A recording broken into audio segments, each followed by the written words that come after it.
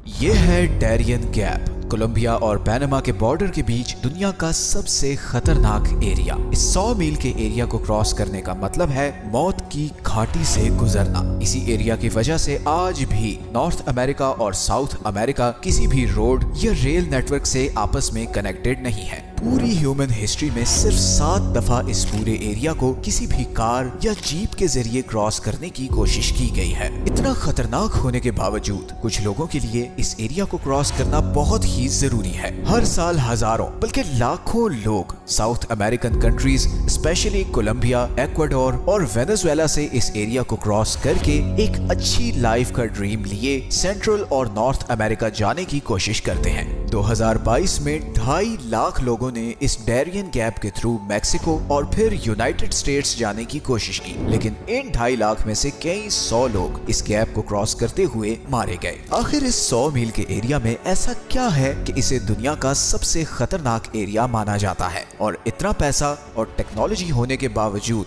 आज तक इस एरिया में रोड या रेल नेटवर्क बनाने की कोशिश क्यों नहीं की गई? 21st सेंचुरी में जहां तपते हुए रेगिस्तानों में भी स्टेट ऑफ द आर्ट शहर बनाए गए हैं, वहीं इस छोटे से एरिया में रोड या रेल बनाना इतना मुश्किल क्यों है? इसकी 4 रीजंस हैं। सबसे पहली वजह है खतरनाक मौसम। Darien gap line of equator से कुछ 100 किलोमीटर ऊपर है, जिसकी वजह से यहाँ का मौसम काफी गर्म होता है। और फिर नॉर्थ और साउथ पर अटलांटिक और पैसिफिक ओशंस हैं, जिसकी वजह से ह्यूमिडिटी भी काफी हाई होती है। इस सारे एरिया में बहुत ज्यादा घने जंगल हैं और पूरे साल में मतलब करीबन 365 में से 330 दिन यहाँ बारिश होती है, जिसकी वजह से न सिर्फ यहाँ पर फ्लैश फ्लड्स बहुत आते हैं, बल्कि पहाड़ों पर भी अक्सर लैंडस्लाइडिंग होती रहती है। इतनी बारिश और फ्लड की वजह से यहाँ कंस्ट्रक्शन करना बहुत मुश्किल है, क्योंकि कंक्रीट हो, सीमेंट हो या एसफॉल्ट, इन सब को सूखने के लिए खुश्क और गर्म मौसम चाहिए। और अगर इस सब का तोड़ कर भी लिया जाए तो यहाँ पर दूसरी सबसे डेंजरस चीज है खतरनाक जानवर और कीड़े मकोड़े। हमारी पूरी जमीन में इतने जहरीले सांप, मकड़ियाँ और मच्छर कहीं नहीं पाए जाते जितने इस डैरियन गैप में हैं। और फिर क्योंकि इस सारे एरिया में दूर दूर तक कोई हॉस्पिटल, कोई घर, कुछ भी नहीं, तो अगर इनमें से कोई भी चीज आपको काट जाए तो आपका बचना ऑलमोस्ट इम्पॉसिबल है। इसीलिए यहाँ से गुजरने वाले ज्यादातर लोग मलेरिया, डेंगू, सांप के जहर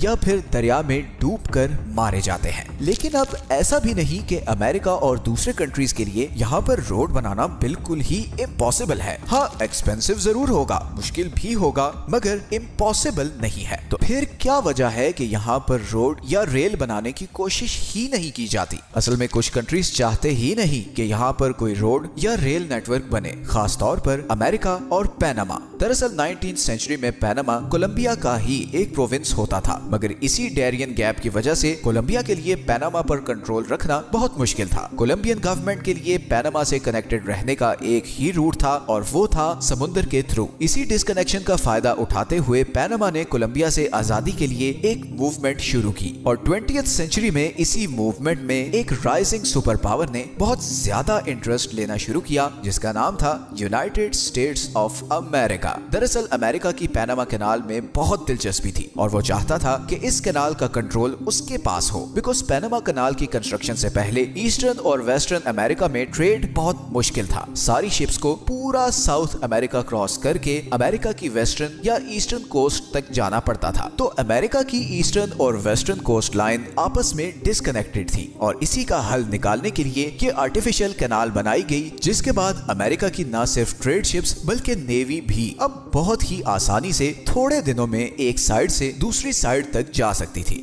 और उस वक्त ये कॉन्सेप्ट बहुत इंपॉर्टेंट था कि जो भी पनामा कैनाल को कंट्रोल करेगा वो अमेरिका की एक बहुत बड़ी वीकनेस को कंट्रोल करेगा। अब कोलंबिया उस जमाने में इस कैनाल का कंट्रोल अमेरिका को नहीं देना चाहता था और इसीलिए अमेरिका ने पनामा की इंडिपेंडेंस मूवमेंट में उसका भरपूर साथ दिया और नतीजतन 1903 में पनामा एक इंडिपेंडेंट कंट्री बन गया और अमेरिका पनामा को रिकॉग्नाइज करने वाला सबसे पहला कंट्री था। पनामा की गवर्नमेंट ने बदले में अमेरिका को इस कैनाल के आसपास की सारी जमीन परमानेंट लीज पर दे दी और 1999 तक ये सारा एरिया अमेरिकन गवर्नमेंट के कंट्रोल में रहा। फिर 1999 में इस कैनाल का कंट्रोल पनामा को वापस कर दिया गया, मगर आज भी ये चोक पॉइंट अमेरिका और बाकी कंट्रीज के लिए बहुत इंपॉर्टेंट है। आज की डेट में पूरी दुनिया का करीबन 6% सी ट्रेड साउथ अमेरिका और नॉर्थ अमेरिका के दरमियान इस चोक पॉइंट से गुजरता है। यही कैनाल अटलांटिक और पैसिफिक ओशन को आपस में कनेक्ट करती है। हर साल करीबन 13 से 14 हजार कार्गो शिप्स इस रास्ते से गुजरती हैं। ईस्टर्न एशिया और अमेरिका का ज्यादातर ट्रेड इसी रास्ते से होता है और इसीलिए इस कैनाल को सबसे ज्यादा अमेरिका